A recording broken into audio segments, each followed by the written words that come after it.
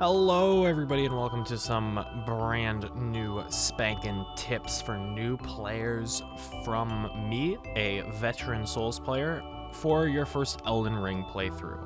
Now, this video is geared towards people who are like brand new to Souls games. Like I'm talking, this is your first Souls game and you just saw Elden Ring and you said, fuck it, I'm getting hyped as hell, so I'm gonna have to buy into the game.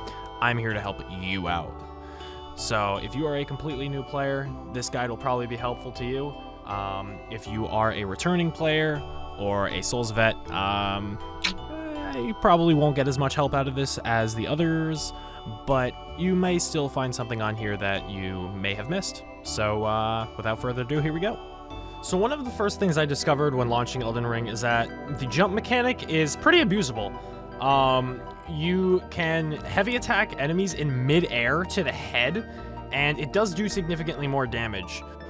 Here you can see me approaching an enemy and headshotting him, and then I hit him one more time and immediately kill him. So try to use that in whatever way you can. Headshots are very powerful, and if you neglect them, you are missing out on doing more damage. If you still don't believe me, here's a nice example. Right here, you can see me hitting this dragon right in the head, 82 damage. Right after that, I hit it in the body, and it only does 55. Abuse your headshots, people. Another really important piece of advice I have for players is stay on your goddamn horse. Torrent is super useful, and there's no reason to get off of him sometimes. There are some bosses and some enemies where if you get off your horse, you will do less damage and you will be at a disadvantage. Here's the second part of this fun hint. Use your horse for the dragon. Just use your horse for the dragon. It's so much easier if you just use your horse. You're still gonna die in 2 hits, but at least you're faster. I found it easiest to just use your horse, sit near the backs of his feet, and just wail away. That's all you really have to do. If you get the opportunity to hit him in the head, you absolutely should, because it costs more of his poise meter and he will get staggered earlier, so you can hit him in the head for some critical damage. I should say that this applies to most enemies in the game. On my first run, I killed the boss on my second try, and in my second run, which is the one you're seeing right now, I killed the boss on my third try. Easy.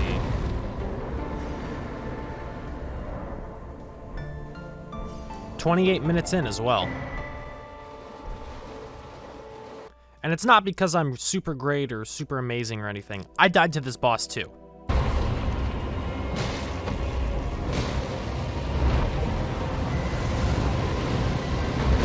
No way! He has no health! Oh my god. Also, use the Dragon Heart to get your new spell. I don't have any footage of it because I didn't do it on this character, but get your new spell. The 3 spells you can get from the skull come from the southwest island off of Limgrave, and the way you get there is by going to the beach, and then you go underground through a cave to get onto that island. Super easy, super simple, and it should only take you about 15 minutes, and it's totally worth it for a dragon spell. Another thing you should do is get your Wondrous Flask early. You should do this by going to the Summon Water Village outskirts and then just following the way that I go. It's super easy, you just make your way towards the 3rd Church of Marika, and then you get your stuff. It's that easy. Along the way, you'll run into these kind of tombs that have a bunch of golden runes at them, and these are actually scattered all over the map. So anytime you see these, you should definitely get off your horse and just explore them, because you're almost always gonna find something that you need. Like, you'll find golden rune plus 6s, and these are just normal areas with very few enemies around. But these churches are scattered around the entire map, and they look very similar. They have the same kind of rectangular look to them. And they almost always have sacred tears inside, so you definitely should check them out. They also always have lost grace sites at them too, so there's really no reason for you not to go there. I did all of this on a character that was under an hour old, and it was so useful to have that 1 extra heal, you have no idea. Another place that you should definitely check out early is the Siofra whatever. Yeah, that thing. It's there on the map. Yeah, just check it out. You'd like it. Trust me. Just go. It's one of the longest elevator rides in the Souls series, but goddamn, it is so, so pretty to go down. I'm not gonna spoil it for you. Just go find it out yourself. Trust me. You know what? Fine, fuck it. I'll let you see a tiny, tiny bit.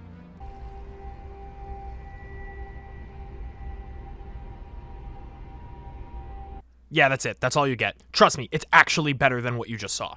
Another thing I think you should do that is absolutely essential to your early game is checking out the Limgrave tunnels. You can do this by going to Agheel Lake North and then traveling a little bit south right onto the lake, and there you'll find the caves. The reason I think these tunnels are so important to check out is because the enemies that fight in there are very weak, and you can also get a ton of early smithing stones. I think I came out with 8 or 9 on my first run through, and it didn't even take me longer than 15 minutes. There is also a boss at the end, but he's kind of a pushover, and he gives you a cool medallion, so that's nice.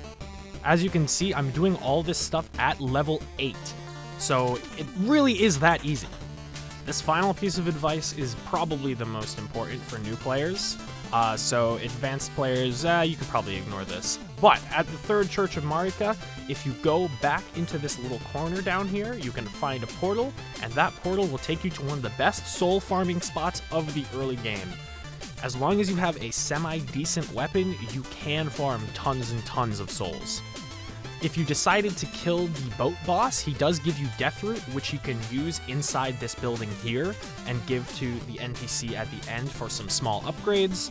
But that's not really why we're here. The reason you're here is to farm souls. Sorry, not souls, runes. Anyway, the way I recommend doing this is, first of all, by avoiding that huge winged guy, because he will fuck you up. But run off to the left, probably with your horse, and then get off, because you're going to have to start doing some stealthing. Those tiny little guys over there, dressed in black, are going to be your best source of souls in the early game. All you have to do is sneak up behind them and give them a good whack. As you can see, I failed to do that here, and I definitely suffer the consequences. So make sure you don't miss your backstab, because they will one-shot you if they hit you. However, if you do kill them, they will give you 1,064 souls each, and there are a ton of them swarming all over this hill, and as long as you backstab them, they're pretty much a free kill. So take that advice as you will, and get farming. Anyway, I think that's going to wrap it up for this video. If you want more tips, just let me know. I'll do my best. Yeah, I hope you liked the video. Please subscribe. Yeah, do that. Subscribe to me. Do it. Do it. Do it. Do it.